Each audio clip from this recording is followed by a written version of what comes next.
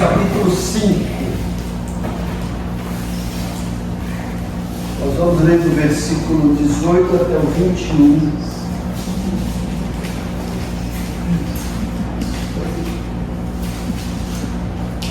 Efésios 5, do 18 ao 21. A minha versão aqui é a NVI. Diz o seguinte: não se embriaguem com vinho que leva à libertinagem, mas deixem-se encher do Espírito, falando entre si com salmos, hinos e cânticos espirituais, cantando e louvando de coração ao Senhor, dando graças constantemente a Deus Pai por todas as coisas, em nome de nosso Senhor Jesus Cristo. Sujeite-se uns aos outros por temor a Cristo. Amém. Interessante, pensando nesse texto de Efésios capítulo 5, né?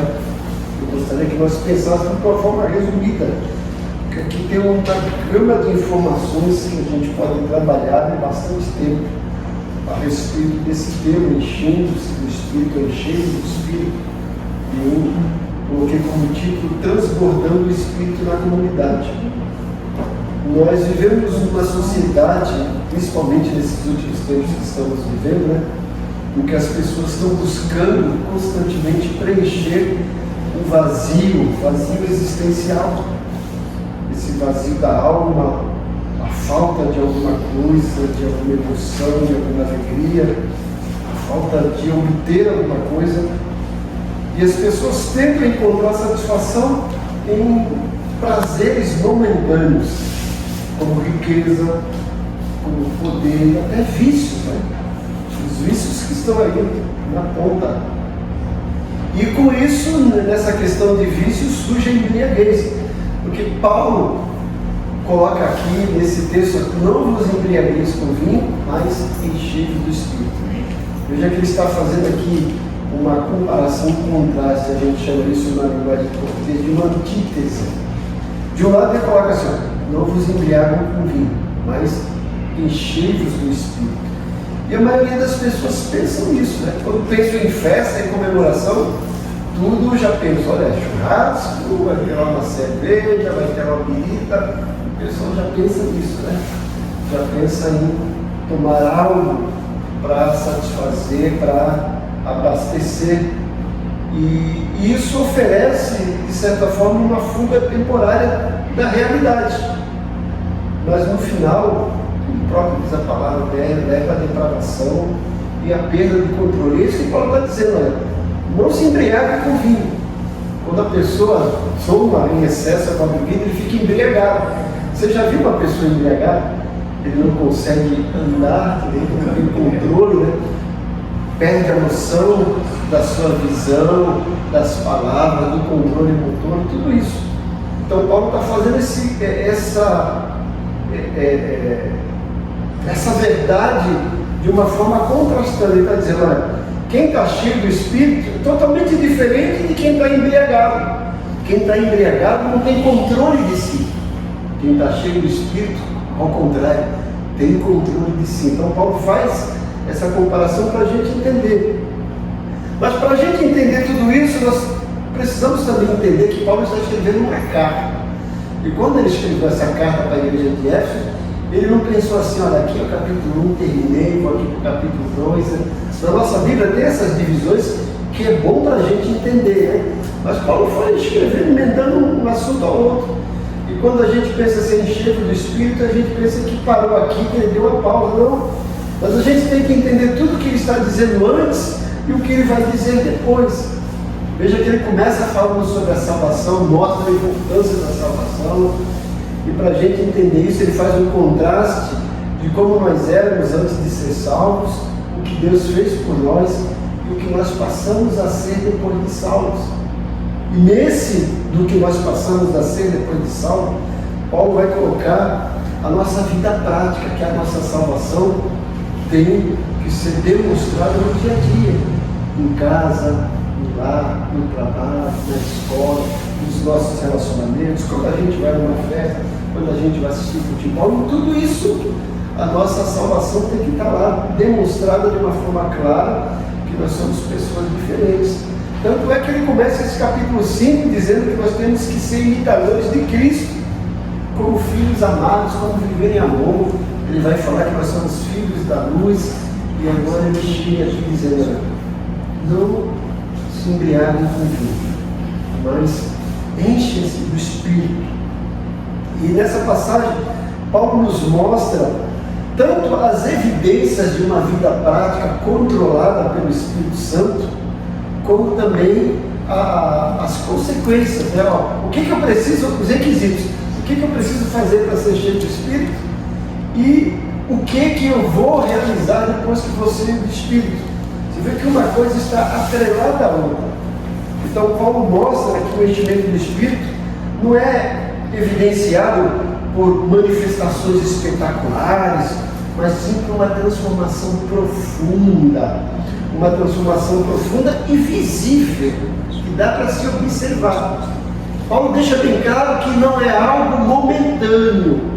A gente tem, né? Todos nós podemos ter experiências com o Espírito Santo, mas Paulo está dizendo que uma pessoa cheia do Espírito Santo não é aquela que tem experiências relativas ou simultâneas ou esporádicas.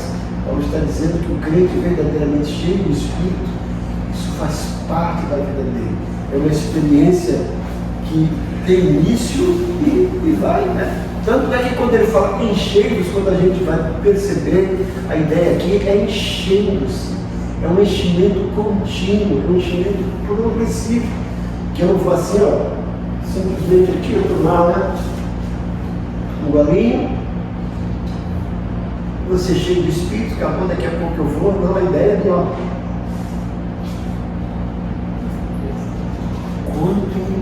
continuidade. E Paulo vai mostrar aqui, no mínimo, 3 áreas que são cruciais na nossa vida. E o importante é que Paulo vai mostrar isso na nossa vida comunitária, principalmente na questão de congregar de igreja. Veja que ele fala, né? Enchei-vos do Espírito, e aí ele fala, como? Falando entre vós com salmos, com hino, com cânticos espirituais, cantando e louvando, dando graças, e sujeitando-se. É uma vida progressiva, contínua. E a gente entende que o fato da gente estar dentro da igreja, muitas pessoas não estão dentro da igreja, mas ainda existe aquele vazio. E muitas pessoas querem encher esse vazio através de alguns tipos de manifestações que acreditam que é o Espírito Santo, e pode até ser. A gente não anula isso. Mas isso necessariamente não significa que ele é uma pessoa cheia de Espírito.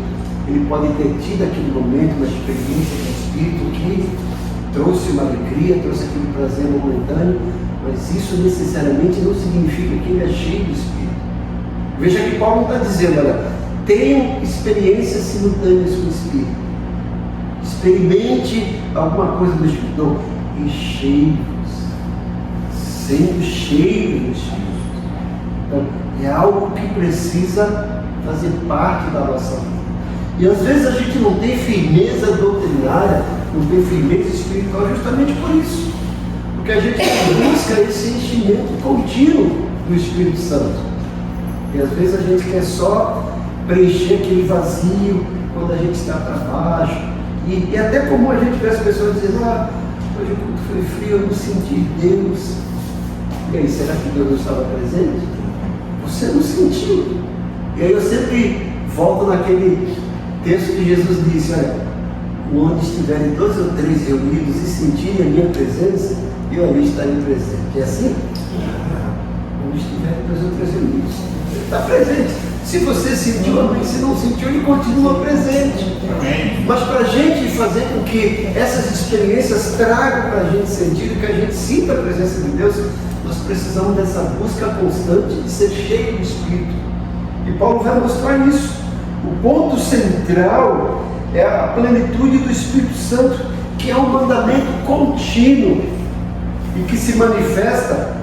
Veja que Paulo deixa bem claro como que se manifesta uma vida que está procurando a plenitude do Espírito Santo, uma vida de adoração expressiva. numa vida de gratidão constante e numa vida de submissão mútua. Esses 3 pontos são importantes, são imprescindíveis. E se eles não estiverem em comum acordo, é sinal que não estamos sendo cheios do Espírito Santo. Então, para estar cheio do Espírito Santo, nós precisamos disso, uma vida de adoração expressiva, expressar nossa adoração a Deus. Uma vida de gratidão constante, ser grato a Deus pelo que Ele tem feito e principalmente pelo que Ele é. E uma vida de submissão mútua, tudo isso na nossa comunidade da fé.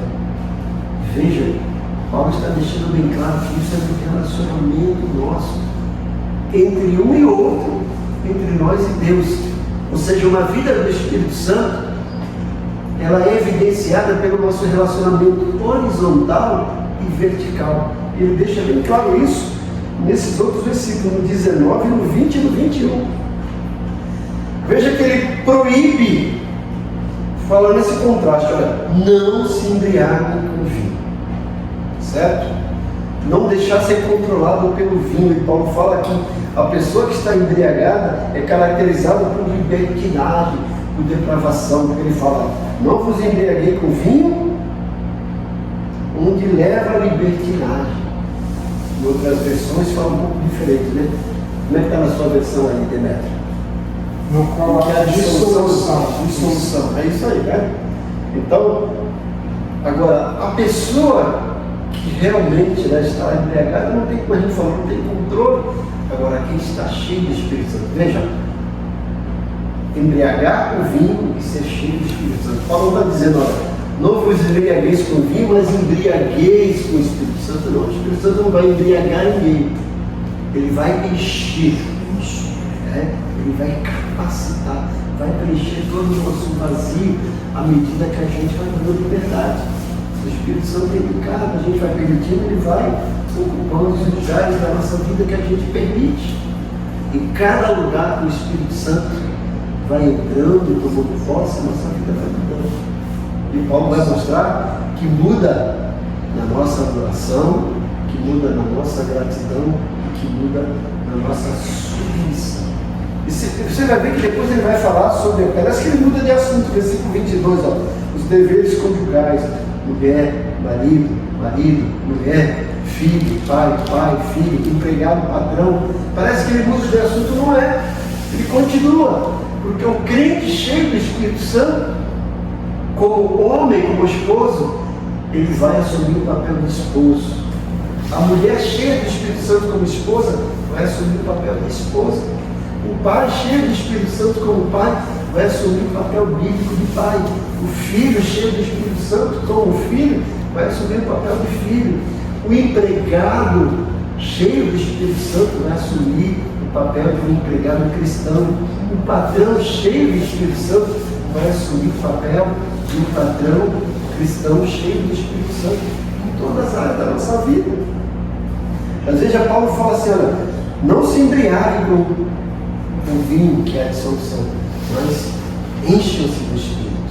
Se de um lado o vinho traz perda de controle, embriaguez, dissolução, libertinagem, o que o Espírito Santo na vida do crente traz? Paulo coloca aqui que a primeira evidência é essa evidência vertical e horizontal, a adoração comunitária, quando a gente está adorando. Porque a gente às vezes vai, vamos cantar. Na igreja a gente não está aqui para cantar, a gente está aqui para adorar, para louvar. A adoração é muito mais do que simplesmente, né, uma melodia, uma letra bonita, é muito mais do que isso. É a expressão do nosso coração em resposta a Deus, porque Deus habita no meio dos louvores. É até um canto que a gente canta, né? No meio dos louvores Deus habita, e é seu prazer cumprir o que nos diz, né? Então, é essa expressão horizontal, adoração comunitária. Veja que Paulo fala assim, olha, não se embriague com vinho, ele no versículo 19, falando entre vós com salmos, hinos e cantos do Espírito, falando entre vós.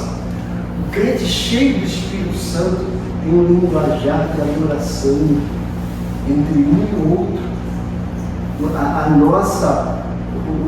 As nossas palavras são para edificar, como Paulo vai falar aqui em Efésios capítulo 4, não sai da nossa boca nenhuma palavra torta, mas apenas aquela que transmite em graça.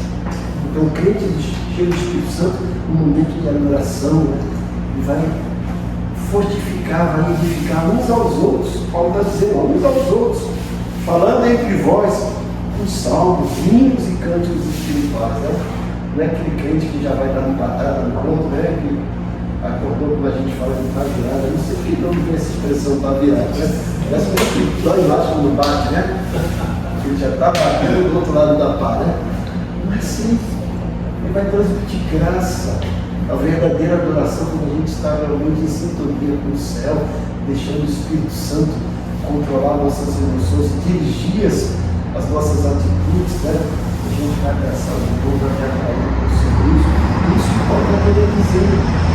Não sei se vocês lembram os nossos 12 dias de orações em janeiro, a gente pediu para sermos europeus da América. Né? É muito sentido isso. A alegria já está cultuando, a alegria já está se cumprimentando, ajudando um ao outro. Deus gosta disso. Deus é um Deus alegre. Nós precisamos disso. Então essa evidência do crente cheio do Espírito Santo começa com essa evidência horizontal, falando entre vós, com salmos, hinos e cânticos espirituais, né? Tudo isso é uma palavra de Deus. Mas também essa expressão vertical, veja que Paulo fala, né?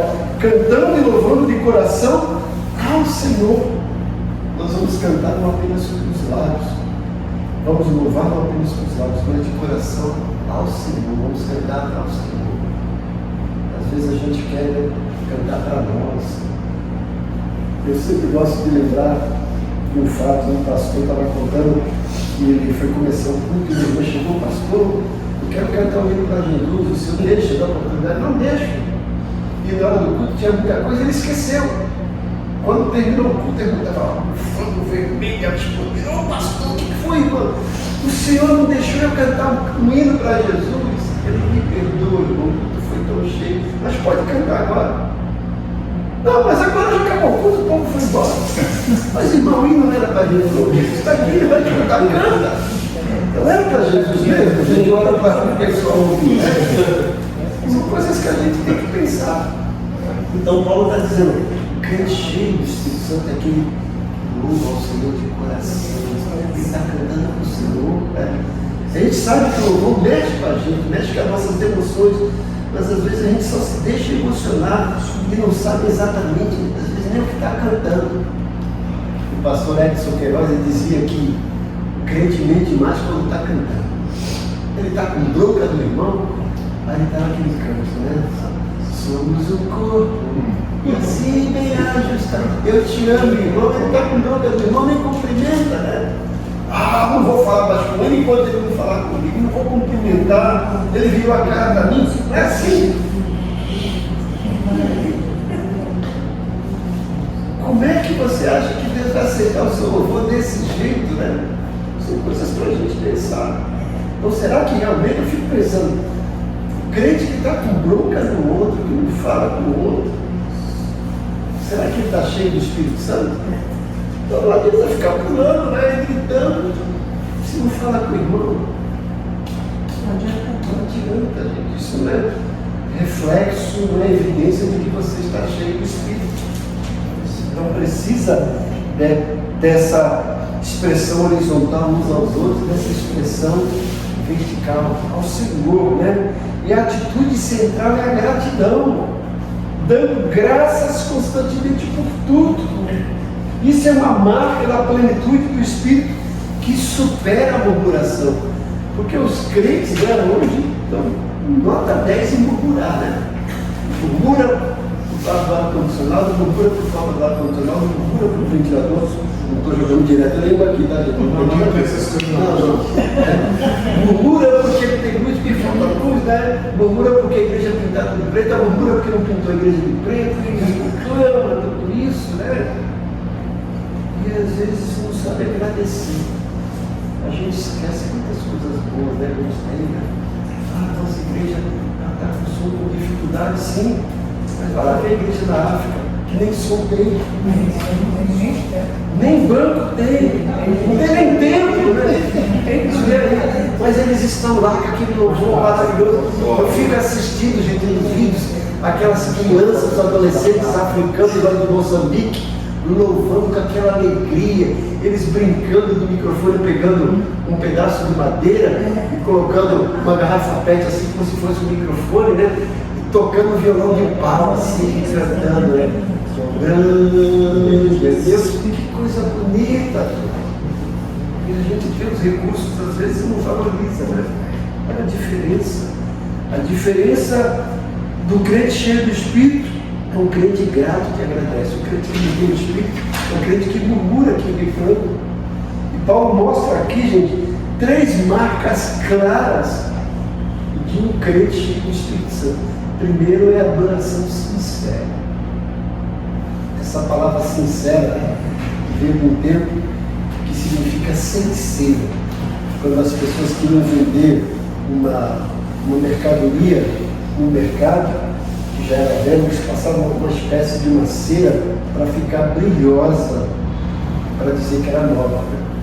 Mas quando a pessoa vende uma coisa religiosa, ele fala, pode comprar que isso aqui é sincera, não tem cera, é sem cera.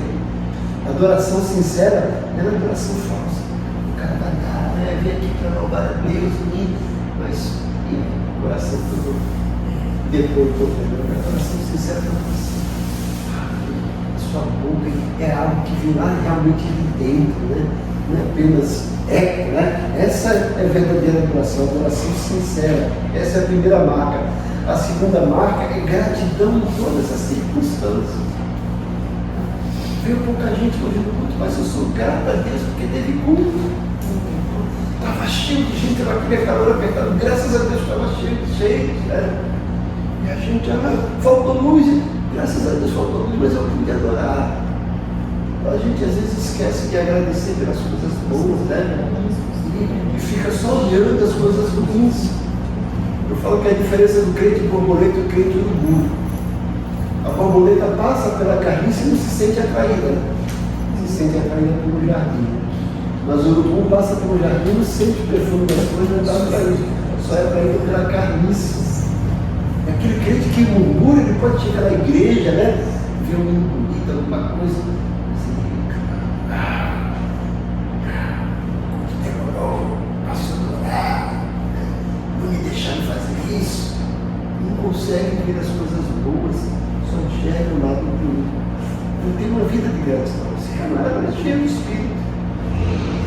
E a terceira marca aqui, gente, é uma vida de louvor contínuo. Louvar a Deus, agradecer a Deus. Né? É isso que é o crente cheio do Espírito Santo. Quem está cheio do Espírito não reclama da vida, transforma o ambiente. Eu coloquei essa frase aqui que eu achei interessante. Quem está cheio do Espírito não reclama da vida, transforma o ambiente.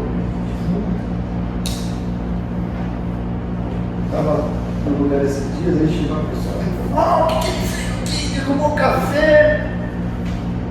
Aqui está tudo, foi lá reclamar para o outro. Aí eu falei, tu esqueceu? Está reclamando que ele derramou o café. Tu esqueceu que ele fez café? Tu vai tomar o café que ele fez. O problema é isso aí que está sujo. Espera aí. Fui lá, peguei o rodo, o pano de chão, limpei. Acabou o problema. Daqui a pouco chega outro. Tu limpou isso aqui, mas isso aqui não é tua função, quem tem que limpar sou eu. Qual é o problema? Está bem, eu vou resolver o problema. Você vê como as pessoas são. Então a gente esquece disso. Então quem é cheio do Espírito não reclama da vida, transforma o ambiente.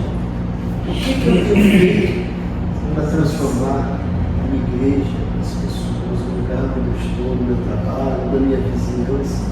Eu só estou reclamando dos meus vizinhos, né? Às vezes eles precisam que a gente reclame um pouco, né? Mas o que a gente tem feito para transformar a vida deles? Né? Temos orado por eles. Não sei se vocês repararam algo que aconteceu um tempo aqui atrás. Vocês lembram do nosso vizinho aqui? Ele começou a perturbar quando a gente estava fazendo a reforma. Olha o que aconteceu. O que nós fizemos? Oramos por ele. Vamos lá, vocês precisam de alguma coisa, estamos orando. Olha o que Deus fez. Eles estão perturbando? Não. Isso. Paulo mostra que o crente cheio do Espírito Santo é aquele que vive numa submissão mútua. Veja que Paulo fala, sujeitai-vos uns aos outros no temor a Jesus. Essa vida de submeter ao outro, está precisando de ajuda, está aqui, conta comigo, me ajuda, eu preciso te ajudar. Né? Eu falo que o lema do cristão não é aquele, cada um por si, Deus por todos. Não. O lema do cristão é o lema dos escoteiros, né? Dos mosqueteiros, né? Um por todos, todos por um. É isso. Sujeito, essa é a combinação lógica das evidências, com as instruções sobre família, que vai falar depois, né? Marido sujeito à esposa sujeito ao marido, pai, filho, empregado e patrão, tudo isso. A motivação que nos leva é temor a Jesus. Eu quero ser discípulo de Jesus, eu quero servir a Ele, eu quero fazer a vontade dEle, e por isso eu vou me submeter. A plenitude do Espírito leva à humildade e ao serviço, colocando os outros assim, mais medo. Vamos mostrar primeiro aí. Esse lugar aqui mesmo, você está no meu lugar. Você comprou cadeira cativa na igreja? Será que o seu dízimo tem mais valor do que o dízimo do outro, né? Já percebeu que ninguém na igreja dá dízimo maior do que o outro? O dízimo dele é mais alto, não. É 10ª parte.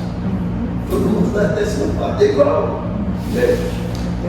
Ser cheio do Espírito não é um mistério impenetrável, uma emoção passageira. É uma realidade prática e diária que transforma a nossa vida de dentro para fora, resultando em ações visíveis na igreja e no mundo, não é só aqui na igreja, lá fora que nós vamos mostrar que somos cheios do Espírito. Você tem buscado se encher do Espírito diariamente? Ou tem tentado preencher o vazio da sua alma com substitutos baratos? Como Paulo diz, o vinho, o que é a devassidão, o que é a libertinagem. Então vamos entregar nossa vida ao Senhor, permitir que a palavra de Cristo habite em nós abundantemente, como Paulo vai falar aqui para vocês também, né? Buscar uma vida de adoração, gratidão e serviço. Estou aqui, Senhor, eu quero te servir. Em que eu posso ser útil na tua casa, na tua igreja? Lembra que Jesus disse: o Filho do Homem não veio para ser servido, mas para ser servido da sua vida. E que a nossa vida, né, seja o reflexo da nossa igreja, que a nossa igreja seja o reflexo da nossa vida. Isso é o reflexo de quem realmente é cheio do Espírito Santo. Amém? Vamos orar para que o Pai me embora. Obrigado, Senhor, por essa noite, Senhor Deus. Eu vou te agradecer porque o tempo é curto, mas é abençoado, Senhor. Quando a tua igreja está reunida, os céus se movem, a tua glória é derramada, Senhor. E nós somos assim cheios com o teu Espírito, Pai. Obrigado pela mensagem, continua nos ensinando, fazendo transbordar, Deus, as tuas bênçãos do teu Espírito Santo, para que possamos alcançar outras vidas, ó Pai, para que possamos ser abençoadores, Deus, para que a tua palavra sempre esteja em nossos corações. Obrigado por cada oração. Obrigado. Eu tenho certeza que o Senhor ouviu e vai conceder conforme a tua vontade. Entregamos tudo em tuas mãos, obrigado de seguranças para as nossas casas. Que nós temos uma noite abençoada, um restante de semana abençoado. Que domingo possamos estar juntos aqui com a tua igreja. Que a graça do nosso Senhor Jesus, o amor de Deus nosso Pai, as ricas e doces consolações, que o teu Espírito sejam com a tua igreja, que a tua noiva para todos sempre. Amém. Ebenezer? A igreja se coloca com você. Gente, não esqueça, ó, sábado agora.